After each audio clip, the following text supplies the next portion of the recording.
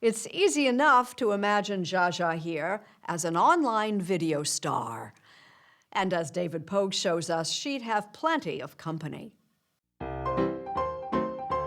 Behold, the world's first cat video, made by Thomas Edison in 1864.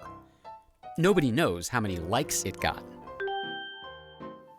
Since that pioneering masterwork of feline film, viral pet videos have become a cliché of the internet. But as the internet matures, something funny is happening to viral pet videos. He just really didn't believe in himself. Something funny and something wonderful. You know, when we started the company, there was kind of pure fluff, which is, you know, just kind of silly cat videos. We were almost laughing at the cat. Izzy Learer founded thedodo.com in 2014. Today, its animal videos get 5 billion views a month. They're heartwarming short videos about animals that overcome abuse or medical problems. She was born with deformities and is deaf. Or who find joy in interspecies relationships. We really try to highlight things like animal emotion, expressiveness, agency, point of view, spontaneity, and sort of all the things that make animals human. And it's not all just for people to go, aw, right? There's an No. activism element. Activism is not the word I would use necessarily. So we could be changing people's minds about stereotypes related to pit bulls. Yes. No, that's not. Or we could be actually getting animals adopted. Or we could be raising donations for certain sanctuaries. Online pet videos no longer exist only for our passive viewing pleasure.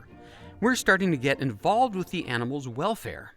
I would say that the goal of my early internet days was to just make people laugh in whatever way possible. Matt Nelson is the creator of WeRateDogs, social media accounts that post hilarious daily profiles of wacky and lovable dogs. This is Darla.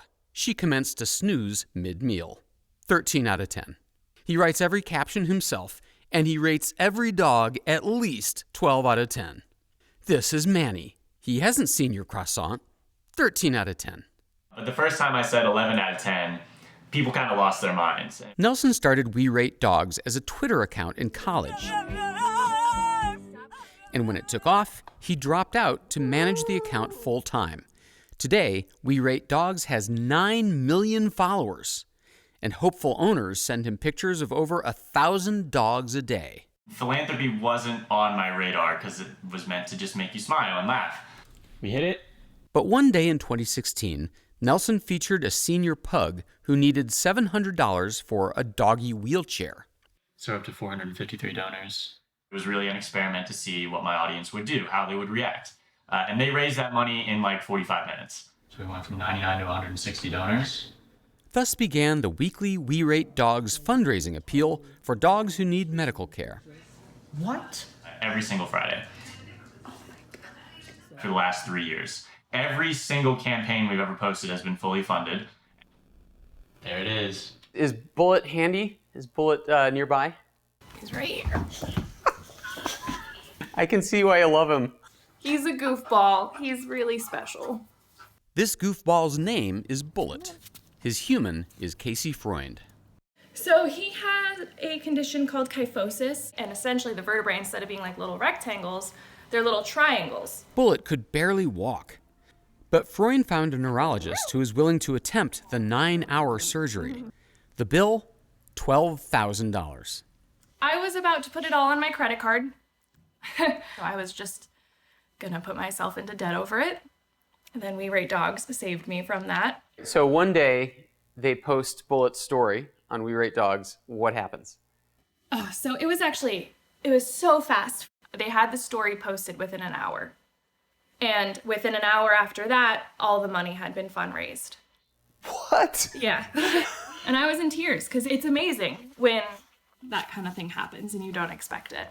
So we posted Bullet over a year ago now, and I believe the most recent update we got is a video of him sprinting down a field. I mean, Matt, you did that. My audience did that. Really, every week is just a tiny little miracle that my audience comes together to perform.